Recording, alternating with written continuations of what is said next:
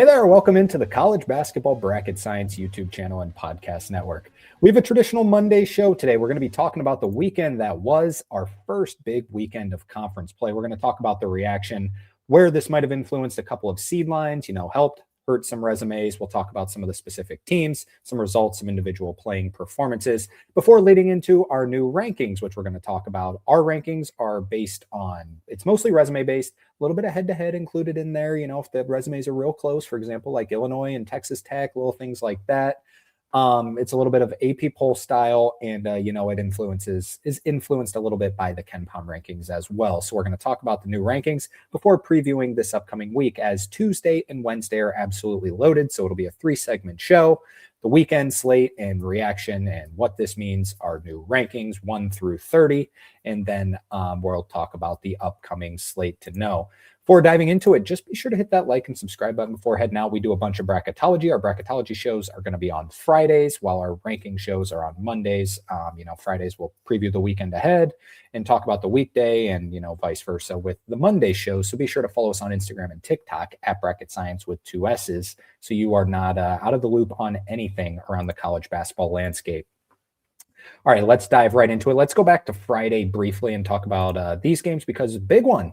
Number 13 at the time, Nebraska, did take down number 9 Michigan State in an ugly, ugly basketball game, but Nebraska gets the job done. Ranked masked, 19 points, had a huge first half, was making everything, had 6 3-pointers in the game, had 7 rebounds. He's the best player, playing like a potential All-American. Nebraska is into the top 10 of this week's AP poll. How about Nebraska? We'll talk about them a little bit more, as they have a big week ahead of them this upcoming week. Elsewhere around the country, Louisville did go to Stanford, where it was Cardinals at Cardinal, and Stanford got the job done. Won the game 82-76. Kyle Smith, one of the most underrated coaches in the entire country. And Okori for Stanford, one of the most underrated shooters and just scorers in the entire country as well. Playing like a first-team All-ACC kind of guy. He's averaging 22 points per game on the season. He had 28 in this one and was just an absolute stud. Louisville did not have Mikal Brown Jr., which should be noted, but Louisville suffers their first loss in ACC play. Number 24 USC did play number 2 Michigan, where Michigan was favored by 21.5, 22.5, depending on where you look. We talked about how just unbelievable that is for not even the number 1 ranked team in the country to be favored that much over another ranked opponent. And guess what they did? They covered 96-66. Michigan is unbelievable. Morez Johnson Jr. had a career high 29 points in this one for Michigan. They are number 1 at KenPom by a mile. They're number 1 in every single computer metric that you will find. Gonzaga did escape Seattle 80-72 in overtime. They trailed in the second half, then kind of turned on the Jets. Was a close one there. Oregon beat Maryland 64-54. Notre Dame loses to Cal 72-71. I'm sure you heard about it. Micah Shrewsbury goes after an official after the end of this game because of the 4-point play that happened to end up giving Cal the win. It was a bad call. I'm on the belief that it was definitely not a foul. It was a bad call, but you still can't go after a ref like that. Weird stuff. They had a good position to pick up this would probably be a quad 1 win by the time the season ends. Cal is good this season. They suffer a loss there. Ohio State beats Rutgers. Iowa State beats West Virginia. No surprise there. Iona beats Siena. LIU beats CCSU, Central Connecticut State, in the battle of the top 2 teams in the NEC. All right, let's talk about the day that we want to talk about, which is Saturday. I only have 18 games on here. We are going to talk about a couple more outside of this, because I could only fit 18 on this graphic, and that's how many big results there were. So if you don't see your team on here, I will get to them. Don't worry. These are what I thought was the 18, most important-ish. Let's start with number 19, Tennessee, losing at number 18, Arkansas. Tennessee actually controlled a lot of the game in the first half, but Arkansas just a little too gritty down the stretch. I just don't think Tennessee has enough offensively in this year's team. Let's talk about Arkansas first, though. Darius Acuff Jr., 29 points, playing like, in my opinion, probably the 5th best freshman in the country. I know as of right now, he's been the 4th best in the country. We'll talk about Darren Peterson here in a little bit, but you got to have Darren Peterson, Cam Boozer, AJ DeBanza, and Caleb Wilson, and then probably Darius Acuff, in my opinion. He got the better of Nate Ament in this game. Nate Ament just hasn't quite broken through. He's been fine. He's been serviceable. I believe he had 14 points in this one. Just hasn't really popped yet. Seems to be, he's got, all the length and the physical attributes. He's just, I don't mean this to be like completely negative. He's just a little soft right now. He's got to, kind of build up a little bit of just that gritty, just hardcore attitude. Just I want to beat your brains in the Kobe mentality, we'll call it. But Tennessee just not enough on the offensive end. Arkansas gets the job done. Two teams that should be vying towards the top of the SEC. Let's go across on this graphic for those watching, where Kentucky played Alabama. We'll stick in the SEC. Alabama did get the job done, 89-74. Aiden Holloway is like the most perfect fit in a NATO system ever. He is an unbelievable shooter. His shot just looks so effortlessly. He was 6 of 8 from 3 in this one, had 26 points, just seemed to not miss. Kentucky still cannot shoot. They're playing better now that Jaden Quaintance is here. Tega Owe and Jalen Lowe are both very good in this game. They just can't shoot. They have no shooting around them, and that's what Mark Pope offenses are built around. Alabama is going to be towards the top of the SEC this year. They're fantastic. All right, let's move over in the graphic, and then we'll work our way down. Number 12, North Carolina did lose to SMU, 97-83. SMU picks up their first huge win of the season. Now, a few of these teams, we're going to talk about their specific resume, specifically more the bubble teams. Like we'll talk about SMU, who actually enters the AP poll as of this week. So let's first give credit to Boopie Miller in this game, who had 27 points and 12 assists, was just absolutely dynamic, playing like an all ACC caliber guard. So let's talk about SMU for a second. SMU has their 2 losses on the season have come to projected tournament teams. LSU is, bubble-ish. They did lose a semi-away game to LSU. And then there are other losses at Vanderbilt. There's nothing wrong with that. And a lot of these SMU wins are starting to age a little bit better. The North Carolina one's obviously fantastic, which they just got on their home court. Neutral site game against Texas A&M. Texas A&M's playing a little bit better. That game was in overtime. However, SMU did end up winning the game by 13.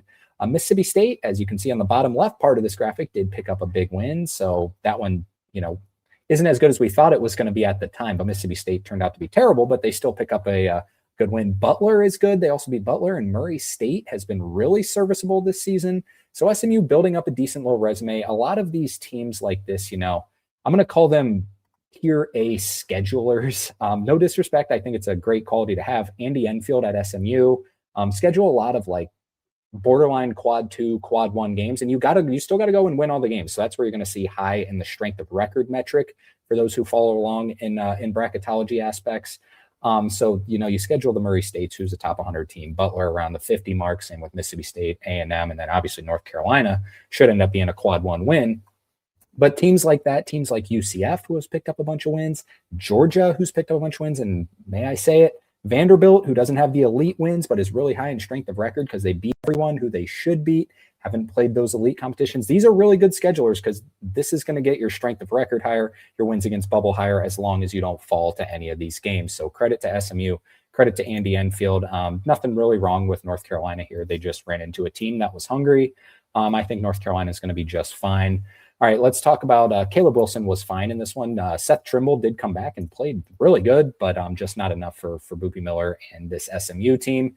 Speaking of fantastic freshmen, Darren Peterson and number 17 Kansas do lose at UCF, 81-75. Riley Kugel, 19 points in this one. Yes, Riley Kugel is at UCF this season. He's kind of floated around everywhere. I got to explain to my girlfriend Riley Kugel's dad. For those who don't know, go look up pictures of Riley Kugel's dad. One of the buffest dudes you'll ever see in your entire life. So that was kind of a fun little couple minutes of my life getting to show off Riley Kugel's dad. But Riley Kugel, he looked like their kind of go-to guy in this situation. Johnny Dawkins has done a good job.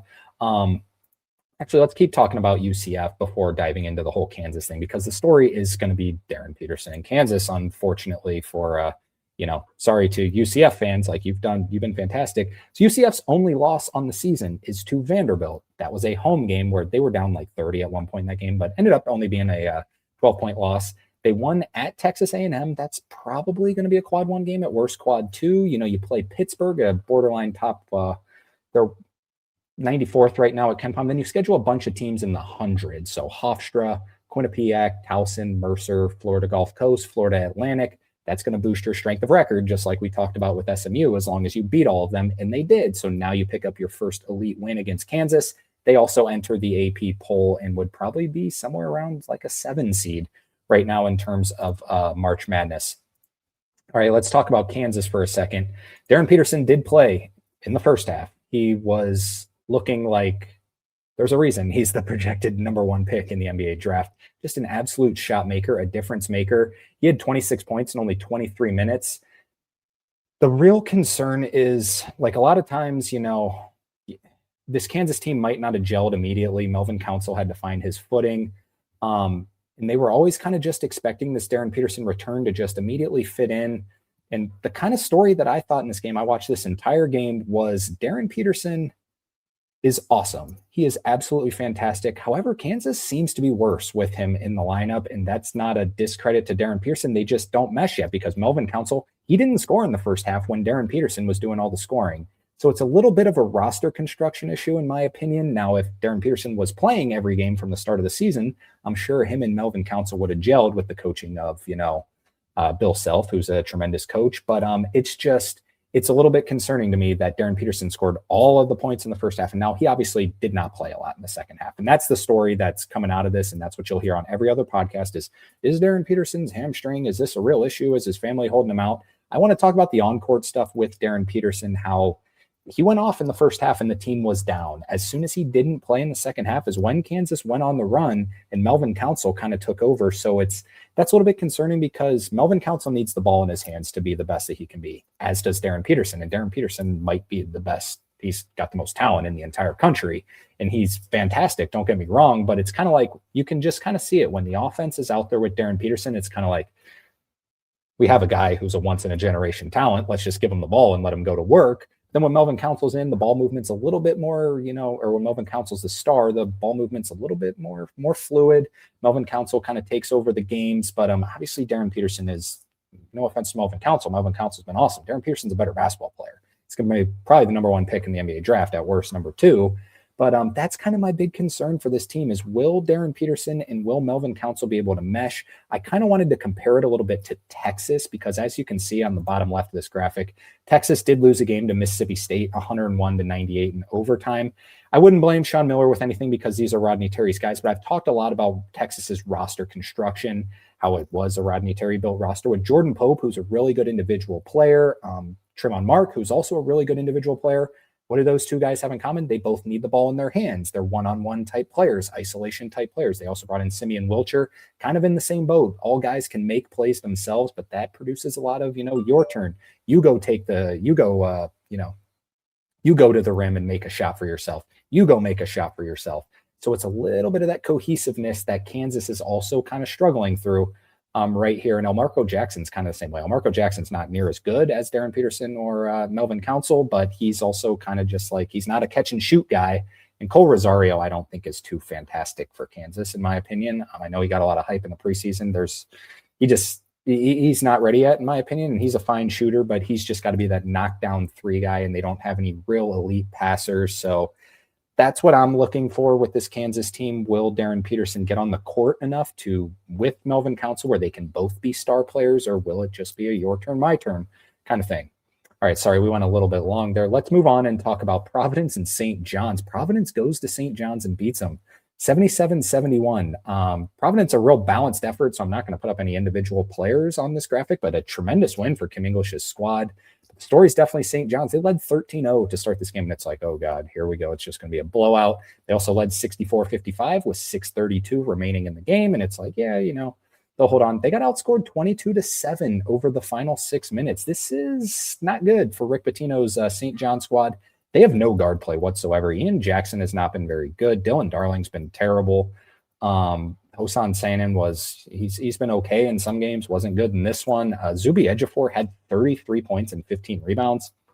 Your best player gives you that on your home court. You better win the game, and they don't. He scored, 33 points. The rest of the team had 38 points. He needs a lot more help. But Providence, this is the win that they need to get back on the bubble. They had fallen off the bubble. This can get them somewhere close to being in this could end up being a quad 1A win. Now they're going to root for St. John's to be a little bit better than they've been, so this can turn into a quad 1A win. As of now, it would be a quad 1A win. All right, moving on. Number 21, Virginia took on NC State, an 11 a.m. Eastern time game. Love to see that. Virginia just dominated the entire way. 76-61. NC State's got problems right now. We'll see if Will Wade can get it figured out, but they've been very disappointing. I'll try and get through the rest of these a little bit quicker. Auburn and number 23 Georgia. What a game! This game went into overtime thanks to a foul on a three-pointer as Georgia was up 4 in regulation.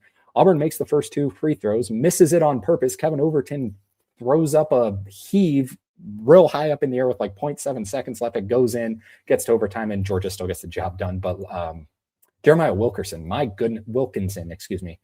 My goodness, he's having a fantastic year as well. 31 points in this one. He's kind of one of the more underrated scorers in the entire country.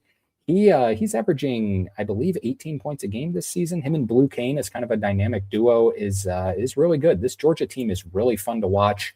However, I did want to discuss Georgia just for a second. Auburn's fine. They'll be okay. I think they're like going to be in an 8-9 game if I had to predict. So we talked about Georgia kind of having a very weak schedule as well, and they did. Their first, all their bye games have been like 300-ish ranked teams, so no good mid-major wins. They beat Georgia Tech. Yeah, they are not good. They beat Xavier. Xavier's not good. They did lose that game to Clemson, and Clemson is a lot better than people think. I'm going to have a little bit of a thought on Clemson here in a little bit. Florida State's ranked outside the top 100, so outside, going into the Cincinnati game that they won on December 13th, a couple weeks ago, they did not have a top 100 win. So Cincinnati and now Auburn are their only top 100 wins. So this Georgia resume is not as good as you might think if you see them as like a 7 seed in bracketologies and you're like, well, what, this team's ranked? What are they, 18th in this week's AP poll? That's the reason why. They just haven't quite beaten anyone yet, but their computers do like them as they're, blowing out these bad teams, but they're playing really bad teams. So we'll see if that can continue for Mike White's squad, but they're really fun to watch. Don't get me wrong. Number 22, Florida went to Missouri, got beat 76-74. I did not see this one coming at all. Missouri's been bad. Missouri, they got beat by Illinois by 43, I believe. It was over 40. They have not been good. I don't think Missouri's a very well-coached team. I do think Florida's a very good coach team, and they got beat. They were down the entire way, and it was also kind of a revenge game. Remember, they lost at Missouri last season. Thought they were going to be motivated. I bet Florida minus 7.5 on the road. I was like, this is a tremendous spot. And they were just down the entire way. Tommy Houck is awesome, but their backcourt is terrible. Xavier Lee was actually okay in this one for his standards. 4 of 10 shouldn't be considered okay for a guy that's getting as much money as he is. Boogie Fland was terrible in this one. They have no depth outside of these guys, which is why they're continuing to play. And this Florida team, we'll see. I was kind of optimistic on Florida winning the SEC coming into conference play. I just thought, with their strength of schedule and stuff, they'll kind of figure it out. It hasn't worked out yet. They're, not off to a good start in SEC play.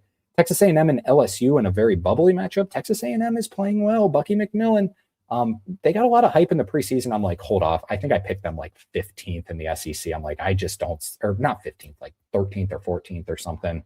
I was like, hold off. This isn't really a big group of winning players. And they did lose Mackenzie Mbako he's out for, I don't know if it's the season or what it is, but they've been better than I thought. They're okay. They suffered some early losses, but Bucky's done a good job there. LSU was without Deaton Thomas, who is their best player. That should be noted. And they kept it close. So 2 teams that should be on the bubble the rest of the season. We talked about Mississippi State winning at Texas. Texas is in deep trouble. Mississippi State, nowhere near the tournament. We talked about Kentucky and Alabama. Let's talk about UCLA and Iowa, because I definitely have a thought in this game. Iowa kills them 74-67. They were up big immediately, and I couldn't believe it. I'm like, UCLA's just got talent to, like, let's be honest, Iowa might be one of the best coached teams in all of college basketball. Ben McCollum's one of the best coaches in college basketball already, but UCLA is definitely a more athletic team than Iowa is. However, Bennett Sturts, let's talk about Iowa first. 27 points, 8 of 10 from the field, 4 of 6 from 3.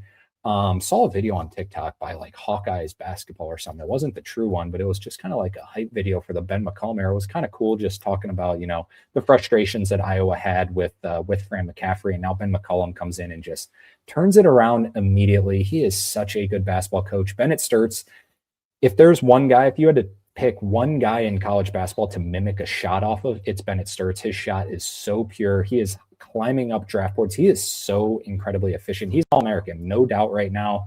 I've heard some people saying like Bennett Sturts versus Braden Smith for best point guard in the country. I'm not even going to like speculate on that. I still think Braden Smith is the best point guard in the country, but Bennett Sturts is fantastic as well. I'm not going to say that he's not. So Iowa gets the job done for UCLA.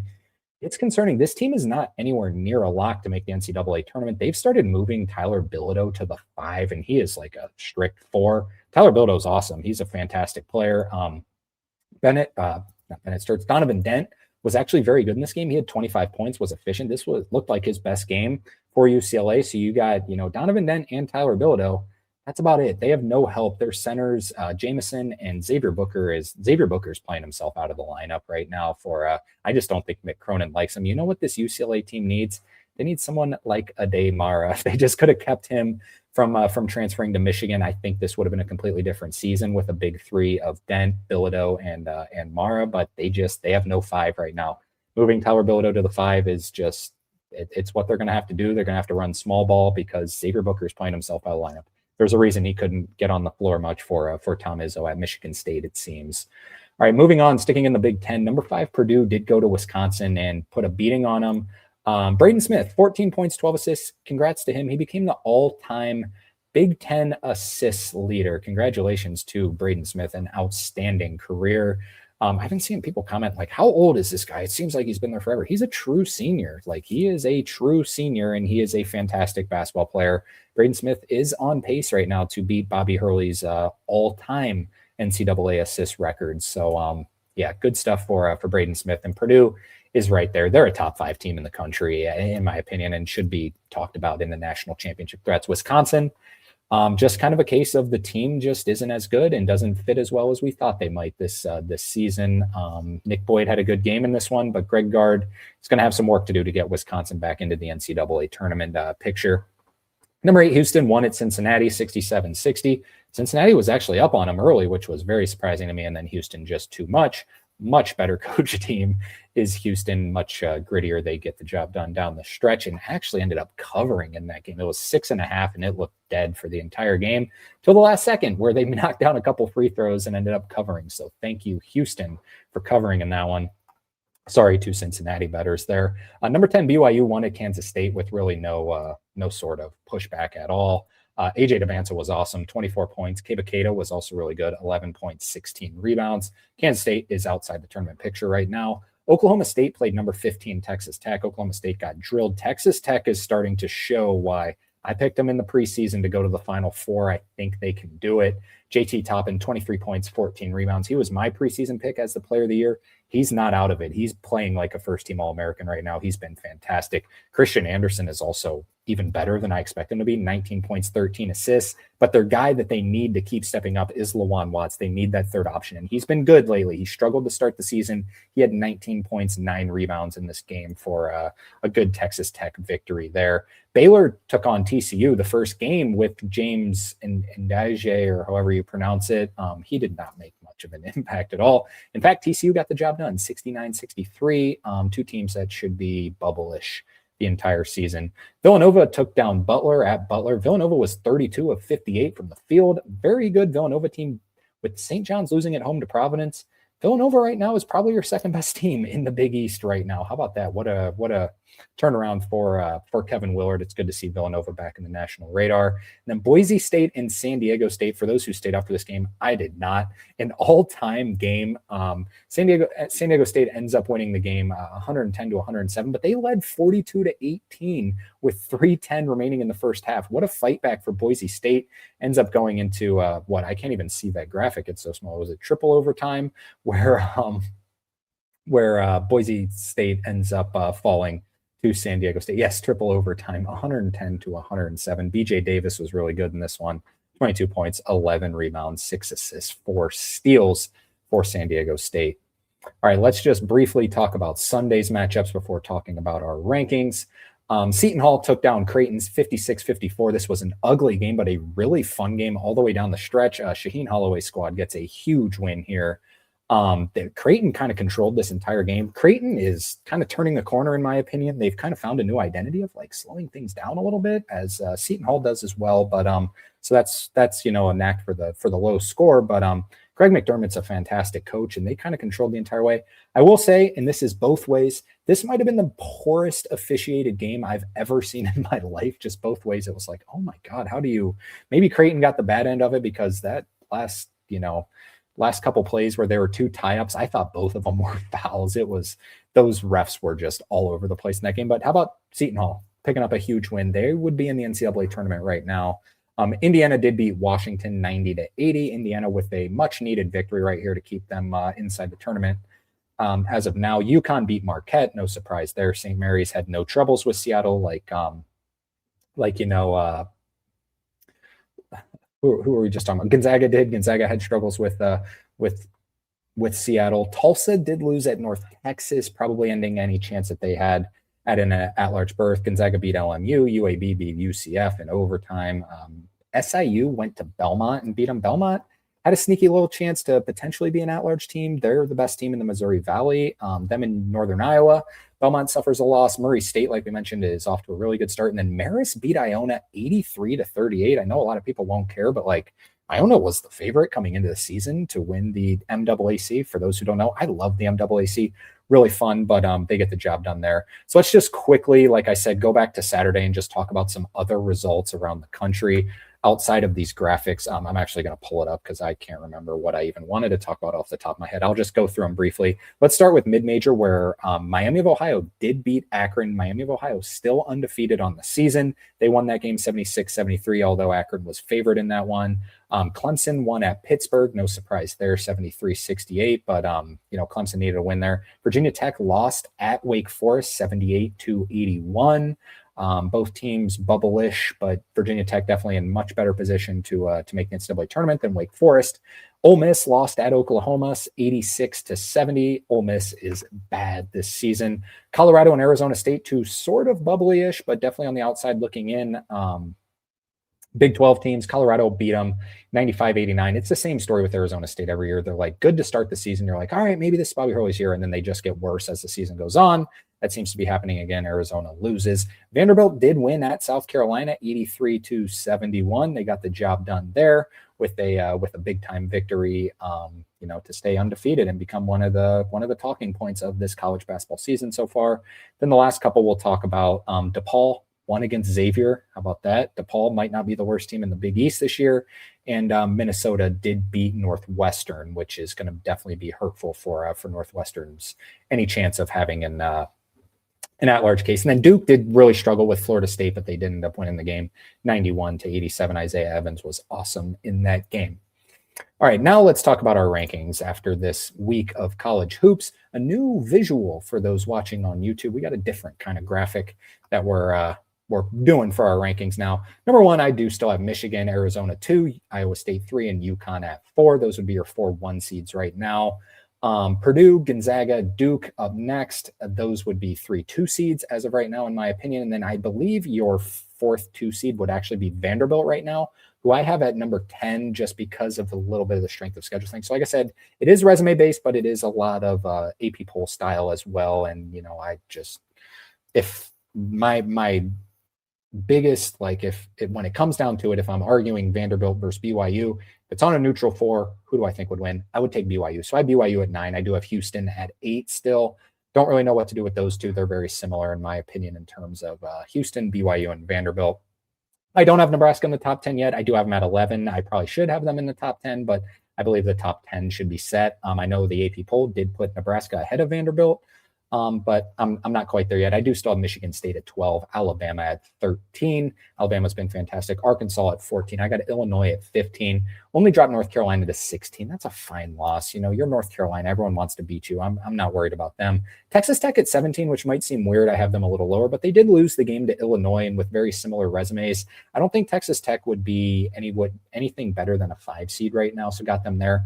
Kansas at 18. This is going to seem high to some people. They're actually 18th at KenPom right now, so that aligns right there. They've played an absolute gauntlet of a schedule. People are like, they have 4 losses already. They've played one of the hardest schedules in the entire country. In fact, I will tell you what their where they rank in terms of strength of schedule right here in a second as I pull it up. Kansas played the number 2 strength of schedule in the entire country, behind Alabama, which Nate Oates always does. At least this is according to KenPom. They're right there. Michigan, by the way, has played the 8th hardest strength of schedule, and they are undefeated still. So really good stuff there. Purdue also played a really hard strength of schedule. So Kansas at 10-4, I think that's pretty good. They've been playing without Darren Pearson. Like I said, I've said a lot of concerns about Kansas, but to me, they would still be like a 5 seed right now. Louisville, who is actually falling a lot in terms of, bracketology sort of things. They don't have a tremendous resume. However, the computers do still like them. I got them at 19, got Virginia at 20, got Iowa at 21, Tennessee down at 22. I have Clemson at 23, which is going to be higher than what a lot of people might think. But I do just want to talk about Clemson here real quick. Let me see what they are at KenPom. They're 35th at KenPom, but they're 12-3 in the ACC. So in the ACC right now, Louisville has suffered a loss. North Carolina has suffered a loss. Duke has not suffered a loss, but Duke plays at Louisville here in a little bit. So if Duke were to lose that game, SMU and Miami, Florida have only played one game. They're both 1-0, but those are your 4 undefeated teams. If Duke loses at Louisville in that game, Clemson would be in sole possession of first place in the ACC right now. They're 35th. They have a good strength of they have a good resume. Their only losses, they lost the game at Georgetown when Georgetown was playing good. That sticks out like a sore thumb. But outside of that, one an away game, your other losses are an away game against Alabama and a neutral site game against BYU. They have wins over 6 top 100 teams: West Virginia, Georgia, South Carolina, Cincinnati, Syracuse, and Pitt. That's pretty good. They got a pretty good. I think Clemson's a little bit undervalued right now. I know this might be like what their ceiling is, but right now I would probably have them as like a 6 or 7 seed. Georgia right behind them. Clemson beat Georgia. That's the only reason I have them ahead of them. And then I got Villanova rounding out the top 25. I know a lot of people are going to want to see SMU or UCF there. I'm not quite all the way there yet. Like I said, just with their schedule, I'm a little even lower on Georgia. Georgia's 18th in the AP poll just because of their strength of schedule. Haven't beaten anyone too awesome yet. I know UCF just beat Kansas, but outside of that, not really there yet. Same goes with SMU, who are in my next 5, along with Utah State, Florida, and St. Mary's as my next 5. So all these teams, would be wearing home whites come March Madness time, at least in my opinion, right now. So all really good teams. That would be my top 30 as we talk about it right now. All right, let's talk about the upcoming games to watch for this upcoming week. Starting on Monday, which we're recording this right now, it's about 2:00 on Monday. A couple good games. The big one is number 10 Nebraska taking on Ohio State. Ohio State favored by 2.5 in that one. That's at 6:30 on FS1. Ohio State favored at home against a top 10 team. I'm not going to talk about the AP poll, by the way. I'm just going to kind of mention them because pretty much every ranked team is going to be in action. And quite frankly, I love the AP poll because what the AP poll does is I don't really necessarily agree with it more times than not. But what the AP poll does is it puts numbers next to a name. So if Ohio State wins this game, they're like, I just beat a top 10 team. That's kind of what makes college sports special, in my opinion. But Ohio State favored by 2.5 at home against Nebraska. Nebraska has a gauntlet of a schedule coming up. They got a tough one on Saturday, which we'll preview on the Bracketology show, 7:00 on Peacock. Ohio State needs that game badly, by the way. Ohio State needs to get a victory in that game to be comfortable in their spot that they're in right now. Oregon at Rutgers, I don't really care about this game whatsoever. I don't think both teams are very good. Oregon's favored by 5.5.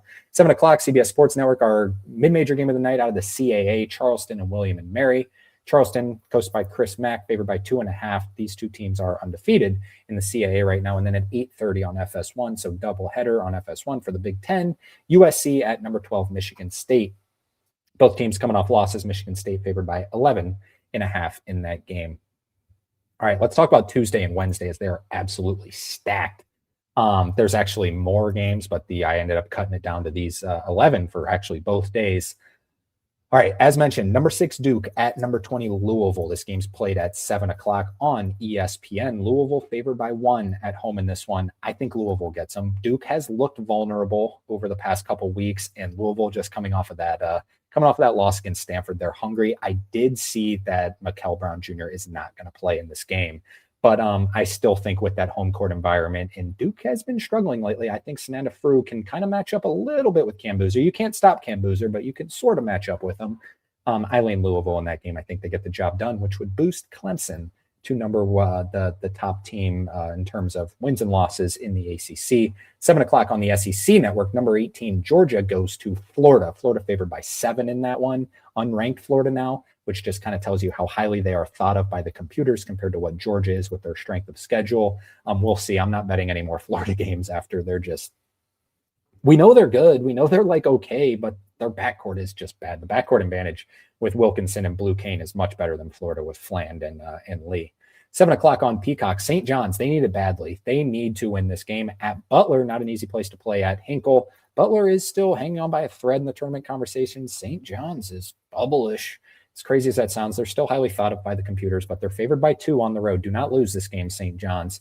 7 o'clock on ESPN2. This ended up being the last game I put in. There was a couple options, but Purdue plays at home against Washington. I ended up going with Cincinnati, West Virginia. For those who don't know, this is a very old rivalry game out of the Big East when they were both in the Big East. This game's at 7 o'clock on ESPN2. Neither team in the tournament conversation right now, but West Virginia favored by 4.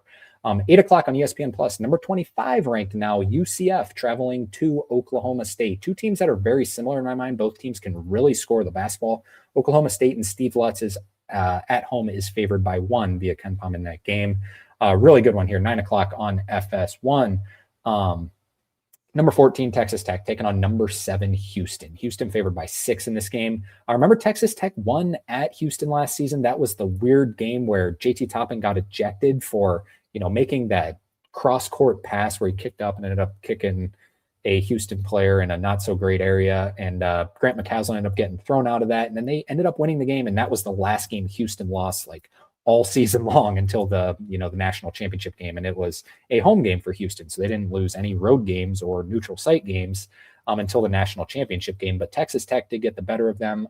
Houston has been a little iffy this year. I know they're ranked 7th in the country, and they're really good. They're really good. We know they're really good, but they just haven't, I believe they are outside the top 10 at KenPom, which wow, the sky's falling. They're outside the top 10, but it's just not used to seeing them. They're 5 years in a row. They finished 2nd at KenPom.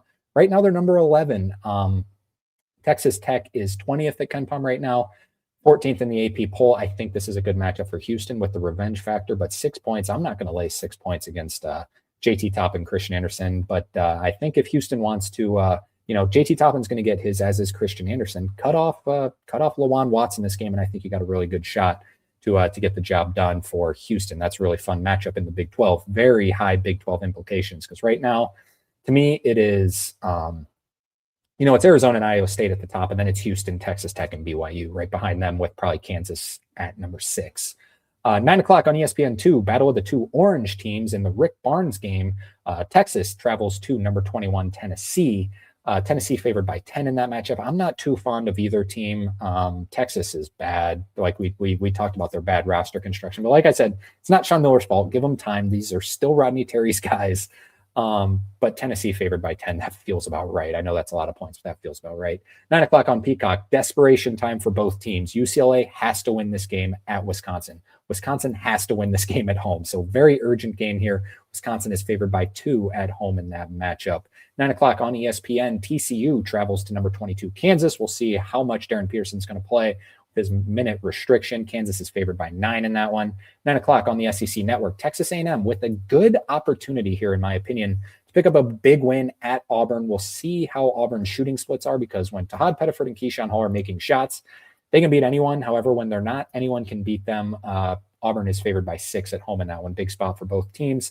11 o'clock on FS1 out of the Mountain West, San Diego State at Nevada. Nevada favored by 2. San Diego State needs this game to hold on to any hope of an at-large resume. And then on Wednesday, as we mentioned, we're not going to talk about anything on Thursday because there's nothing too spectacular. And then we are actually going to record a podcast before Friday's game. So we'll talk about Friday's games on the next show, which will be our bracketology show once again. So be sure to come back, hit that subscribe button and the post notifications. But on Wednesday, 7 o'clock ESPN2, Missouri coming off that huge win, Kentucky coming off of that loss on 7 o'clock. At 7 o'clock on ESPN2, Kentucky favored by 9 in that game. Neither team off to the ideal start that they were expecting this season. 7 o'clock on Peacock, number 4, UConn traveling to Providence. Can Providence pick off St. John's and UConn in the same week? That building's going to be rocking. We'll see if they turned a corner with their last victory. UConn favored by 9 on the road in that one. Then the mid-major game, maybe of the year. 7 o'clock on the CBS Sports Network. St. Louis, who, if there's one team outside of, Gonzaga, St. Mary's, and, the Mountain West schools that has the best chance of getting an at-large, it is St. Louis right now. St. Louis out of the A10, they are, I believe, top 40, and they're 41st at KenPom right now. 13-1 on the season. Really good team. Robbie Avila's there. Remember Robbie Avila? He is at St. Louis, followed his coach Josh Schertz there, taking on VCU, who is 42nd at KenPom, right behind them, also with a chance at an at-large. They're 11-4, but have definitely played a harder schedule than St. Louis to this point in the season. VCU is favored by 3 in that matchup at home. That's a really, really fun game in the A10. 7:30 on Peacock, Creighton and Villanova. Creighton's been good lately. They've kind of turned a little bit of a corner, legitimately on the bubble. Villanova comfortably in right now, probably has like a 6 seed, maybe 7 seed, maybe 8 seed. I'll have to crunch the numbers and see where they'll be at on our bracketology show. As long as they win this game, they're favored by 8 at home against Creighton. 7:30 on Peacock. 8 o'clock on Peacock, so get that Peacock subscription for this day. Number 3, Iowa State takes an undefeated record to Baylor. Baylor coming off of a loss. Iowa State been pretty much unstoppable so far this season. Iowa State favored by 7 on the road. Then to me, the game of the week, 9 o'clock on ESPN2. Number 13, Alabama travels to number 11, Vanderbilt. Vanderbilt is going to be rocking for this game. These are the best 2 teams in the SEC, definitely as of right now. 6 points is what Vanderbilt's favored by at home. That's too many points for me. I would take Alabama +6, but to me, this feels kind of similar to what Nebraska's game was like against Michigan State, where, they're favored and they end up winning a really close game, just picking, a gritty effort. I'll take Vanderbilt to win the game by like 2 or 3 in a really, really fun game. This has huge implications for who could win the SEC regular season title. 9 o'clock on ESPNU, like we said, Clemson could be in first place in the ACC at this point, but they do play number 24 SMU. Clemson is favored by 2 in that game at Little John. 9 o'clock ESPNU. That's a really fun one. Maybe the battle for the 4th best team in the ACC. No, Virginia is the 4th best team in the ACC. Probably battle for the 5th best team in the ACC. Speaking of Virginia, 9 o'clock ACC Network. Virginia hosts California, who Cal is like right on the bubble right now, believe it or not, but Virginia is favored by 11 at home in that one. 9 o'clock SEC Network. Number 15 Arkansas goes to Ole Miss. Ole Miss has been bad, but they still have some talent, and they got a really good coach with Chris Beard. Arkansas favored by 4 on the road in that one. Then 2 Big 12 matchups with big spreads at the end of the day. 9 o'clock FS1. Number 1 Arizona hosts Kansas State. Arizona is favored by 21. Kansas State at Arizona. Is that what I said? Or anyways, Kansas State should not be a 21-point underdog with all the money that they have. That's kind of been the story of the season this season. But Arizona, a big favorite. And then number 9 BYU hosting Arizona State, where BYU is favored by 17. Get a chance to watch some good freshmen there with AJ Demancic, Koa Pete, and obviously Braden Burries as well. Alrighty, that is going to do it for the show today. Kept it a little bit shorter than I was expecting to. I knew we had a ton to talk about because that was an incredibly busy weekend. Be sure to come back for the bracketology show that's going to take place on, on Friday. We're going to crunch all the numbers, all the strength of record stuff. And, like I said, we're going to have a bunch of live shows coming within once we really develop a feel and once conference play is really off to a bang. We're going to do live shows where I'm going to be interacting. We're going to do mailbag episodes, all kinds of stuff like that. So be sure to come back for that and hit that like and subscribe button and turn on those post notifications. Follow us on Apple and Spotify as well. If you don't like to look at my ugly mug, go to Spotify or Apple. Or if you like to watch your podcast where I show all these graphics, if you're an Apple or Spotify listener, go to YouTube and subscribe to the show. Follow us on Instagram and TikTok at Bracket Science with 2 S's. We'll talk to you again on Friday with a bracketology episode. Till then, enjoy this Tuesday and Wednesday of ball. Take care.